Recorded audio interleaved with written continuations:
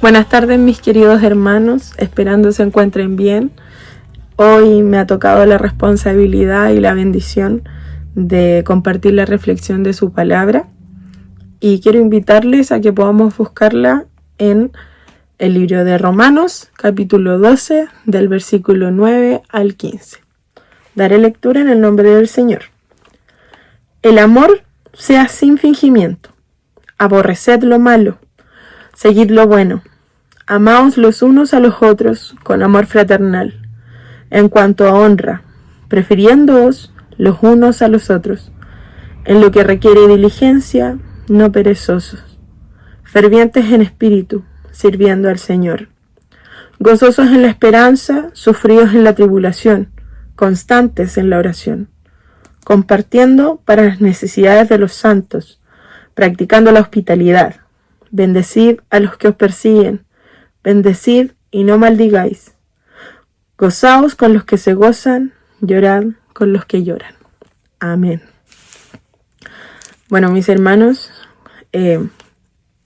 para dar un poco de contexto, el libro de Romanos fue escrito por el apóstol Pablo, pero fue uno de los libros que él escribió cuando ya tenía más experiencia siendo misionero y siendo un consejero de las iglesias.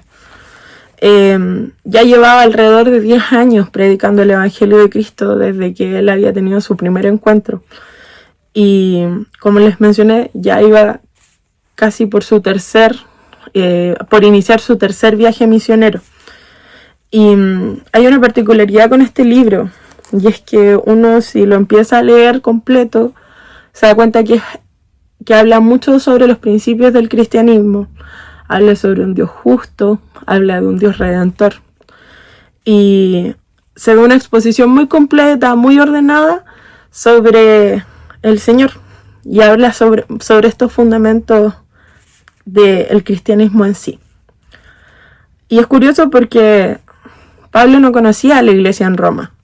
La iglesia en Roma la habían fundado otros hermanos cristianos. Y Pablo, antes de llegar donde ellos, les escribe esta carta. Y habla sobre todos estos principios.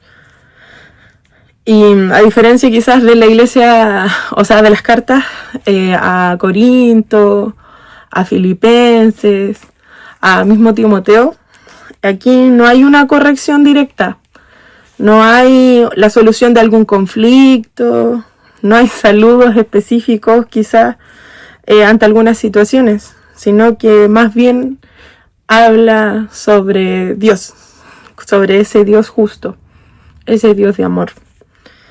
Y resulta que dentro de este misma línea donde habla sobre este Dios justo, habla también de que nosotros no podemos con nuestras propias fuerzas, que no nos podemos confiar de nosotros mismos ni de nuestra propia prudencia. Y nos da a entender que vivimos para Dios y para cumplir su voluntad. Y en efecto toca mucho el tema del Espíritu Santo, que siempre está presente en la obra y nosotros también debemos darle el espacio que se merece, no solo en lo físico, sino que también en nuestras vidas.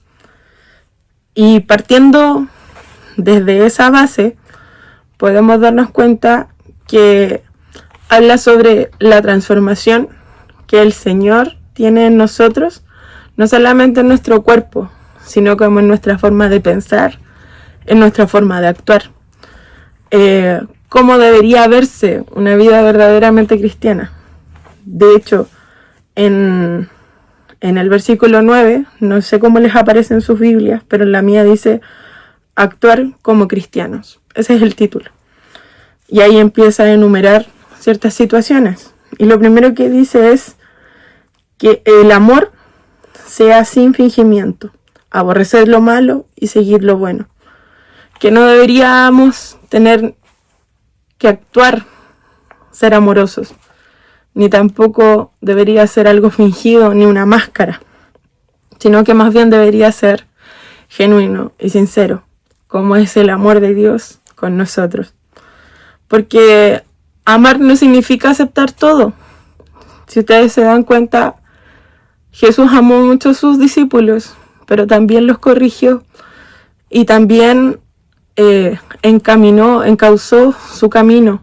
Les decía quizás, no, Pedro, quizás por ese lado no es, debería ser de esta forma. Entonces, amar no significa aceptar todo, sino que amar también significa rechazar aquello que ofende a Dios. Y deberíamos aferrarnos a lo que es bueno. Como dice en el versículo 9, dice que el amor sea sin fingimiento, aborreced lo malo y seguid lo bueno. Cuando nosotros amamos a alguien, no queremos hacerle daño. Ojalá que el sufrimiento pasara a nosotros en vez de la persona que nosotros queremos. Y aquí es lo mismo con Dios. Nosotros deberíamos amarlo tanto que deberíamos aborrecer cualquier cosa que nos aleje de Él, cualquier cosa que nos pueda apartar de su presencia, cualquier cosa que pueda apagar su espíritu en nosotros. Muchas veces pareciera que es súper fácil ser amable o espiritual de la boca hacia afuera, pero la verdad es que Dios mira el corazón. Y muchas veces nosotros no somos capaces de amar como el Señor nos ama a nosotros. Muchas veces nos quedamos con esa frase de yo soy así, yo soy terco, yo no aguanto estas situaciones. Y el Señor nos muestra un amor incondicional, pero no un amor que permite todo, sino con un amor que va con corrección. También el Señor no solamente nos habla del amor hacia Él, sino que también dice, amaos los unos a los otros, con amor fraternal, en cuanto a honra, prefiriéndoos los unos a los otros. Nos habla Pablo, después de toda la experiencia que ha pasado con todas las otras iglesias, que el amor entre los creyentes, entre nosotros como hermanos, tiene que ser familiar. Tenemos que sentirnos como una familia en Cristo, porque por algo nos llamamos hermanos, porque tenemos el mismo Padre. Y también nos enseña a dar honor antes que buscar un reconocimiento personal, porque de repente nosotros mismos queremos destacar, queremos quizás llevarnos el galardón, decir como, no, él es el mejor predicador, ella es la mejor corista, pero muchas veces también el Señor nos envía a alegrarnos con los logros de nuestros hermanos, aunque muchas veces eso significa que yo tenga que menguar, y también valorar a las personas, a nuestros hermanos, por sobre nuestro propio orgullo. En el versículo 11 dice, en lo que requiere diligencia, no perezosos, fervientes en espíritu, sirviendo al Señor. Y se refiere que no deberíamos ser apáticos, o más bien como no deberíamos no prestarle atención a lo que está sucediendo con nuestro entorno. Nos anima a ser entusiastas, como con pasión, con compromiso, estar dispuestos a servir al Señor. Muchas veces el cansancio nos gana y quizás pareciera que eso nos apaga un poco, pero vale la pena también preguntarse en esas situaciones si nosotros servimos a Dios por la rutina o porque estamos agradecidos de su salvación y de su amor con nosotros. En el versículo 12 dice, gozosos en la esperanza, sufridos en la tribulación y constantes en la oración. Aquí aparecen 3 actitudes súper esenciales. Una es alegrarnos por lo que Dios ha prometido. ¿Por qué tenemos que alegrarnos? Porque Dios no miente. Dios es un Dios de verdades. Y si el Señor prometió algo, Él lo va a cumplir. Entonces nosotros tenemos que tener la certeza de que si el Señor nos prometió algo, eso va a llegar en el tiempo perfecto, que es el tiempo de Él, pero va a llegar. Entonces deberíamos tener, en esa certeza deberíamos alegrarnos, hermanos. Paciencia en medio de las dificultades. porque dice, sufridos en la tribulación, tenemos que tener paciencia.